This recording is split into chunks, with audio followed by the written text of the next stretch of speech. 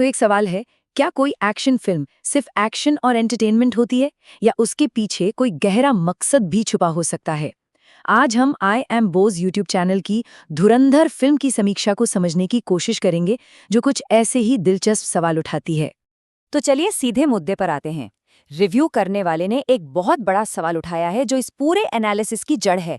क्या ये फिल्म सिर्फ एंटरटेनमेंट है या फिर कुछ और, मतलब प्रोपेगेंडा? तो देखिए, बात यह है कि फिल्म धुरंधर को लेकर ना एक बहस सी छिड़ गई है। ऊपर से तो ये एकदम टिपिकल धमाकेदार एक्शन फिल्म लगती है, पर रिव्यू करने वाले का कहना है कि जरा रोको, इसकी परतों के नीचे झांक कर देखो तो कहानी कुछ और ही है। तो चलिए सबसे पहले बात करते हैं फिल्म के हीरो की। आखिर ये है कौन? अच्छा, तो हीरो का नाम है सिंह। ये स्पेशल टास्क फोर्स का हिस्सा है। लेकिन बात यहीं खत्म नहीं होती। रिव्यू में उन्हें सिर्फ एक हीरो नहीं कहा गया, बल्कि इंडिया का जेम्स बॉन्ड और इंडिया का असली सुपर हीरो बताया गया। समझ रहे हैं? ये जो लार्जर देन लाइफ वाली इमेज है ना, रिव्यूअर के हिसाब से खेल यहीं से शुरू होता है। तो अब आते हैं इस पूरे एनालिसिस के सबसे मजेदार हिस्से पर। वो कौन सी चीजें हैं जिन्हें देखकर रिव्यूअर को लगता है कि ये फिल्म प्रोपेगेंडा हो सकती है? लेकिन आगे बढ़ने से पहले एक चीज साफ कर लेते हैं। यहाँ प्रोपेगेंडा फिल्म से मतलब क्या है? देखिए, इसका मतलब है एक ऐसी फिल्म जो एंटरटेनमेंट की आड़ में किसी खास पॉलिटिकल या नेशनलिस्ट सोच को बढ़ावा दे, अक्सर घटनाओं को एक तरफा तरीके से दिखाकर। तो अब जरा देखिए कि रिव्यूअर कैसे एक एक करके सारे पॉइंट्स जोड़ते हैं। सबसे पहला पॉइंट, जियोपॉलिटिकल फ्रेमिंग, मतलब कहानी सीधे सीधे इंडिया पाकिस्तान कॉन्फ्लिक्ट की है। दूसरा, लोकेशन, कश्मीर, जो हम सब जानते हैं कितना सेंसिटिव टॉपिक है। फिर फिल्म में रॉ और सीआईए जैसी असली एजेंसियों का जिक्र है।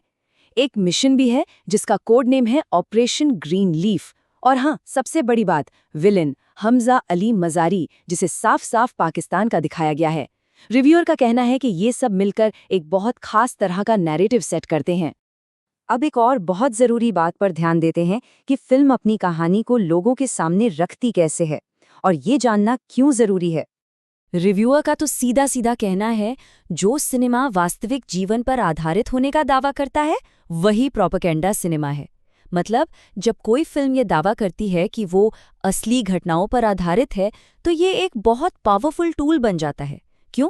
क्योंकि तब हम उसे सिर्फ एक कहानी की तरह नहीं देखते, ये लोगों की सोच पर गहरा असर डाल सकता है। तो फर्क क्या है एक आम एक्शन फिल्म और धुरंधर जैसी फिल्म में? देखिए, एक नॉर्मल एक्शन फिल्म में हीरो विलन ज्यादातर काल्पनिक होते हैं, पर यहाँ एक नेशनल हीरो है और उसका दुश्मन एक जियोपॉलिटिकल दुश्मन है। आम फिल्मों का प्लॉट भी मनगढ़ंत होता है, लेकिन ये फिल्म क्या दावा कर रही है कि ये असली कहानी है।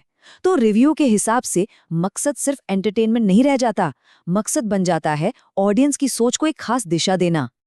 तो ठीक है, इतनी सारी बातें हो गईं। अब सवाल ये है कि आखिर में रिव्यूअर का फैसला क्या है, क्या निष्कर्ष निकलता है? तो नतीजा ये निकलता है कि फिल्म एंटरटेनिंग तो पूरी है, इसमें कोई शक नहीं। लेकिन रिव्यूअर का मानना है कि इस एंटरटेनमेंट के पीछे फिल्म सिर्फ कहानी नहीं सुना रही, ये कहानी से कहीं ज्यादा है। ये एक पावरफुल तरीका है एक खास मैसेज को लोगों तक पहुंचाने का।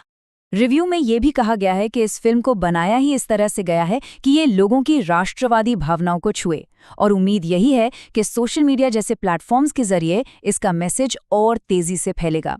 तो ये पूरा विश्लेषण हमें एक बहुत बड़े सवाल के साथ छोड़ जाता है।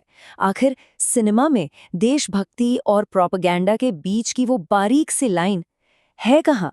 एक सवाल जिस पर शायद हम सभी को सोचने की जरूरत है।